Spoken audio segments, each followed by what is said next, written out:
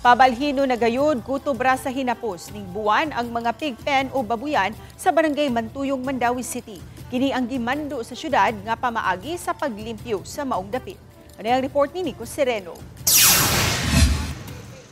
Kutob na lang sa tapos ning buwan sa Oktubre ang operasyon sa mga pigpen o babuyan sa barangay Mantuyong. Kahinumduman sa miaging buwan, gipamando kini sa syudad, subay sab sa laka nga palimpyuhan ang bahin sa sapa. Ang mga baboy ana aragyod gipahimutang kilid sa maong parte sa Tipolo Creek. Finally nga ma-relieve ng mga taga-Mantuyong ug kaning magianin taon sa hugaw mga gisasapa.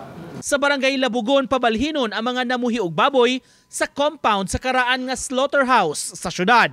Mabalhin na gyud dito sila sa Labugon. In the meantime nga ang city nangita pag partner nga maka PPP sa slaughterhouse. Sa pagbisita sa GMA Regional TV sa miaging buwan, nihangyo unta ang mga namuhi og baboy nga lugwayan pa sila bisan karong panahon sa Pasko nga dili pa makabalhin. Apan desidido ang dakbayan nga ma-relocate na sila sa Labugon. Usasab kini sa nahisgutan sa meeting ni Mayor Jongki Uwano tali sa mga barangay officials sa Mantuyong. Padayon sab ang coordination tali sa mga tag-iya aron mapatuman ang plano.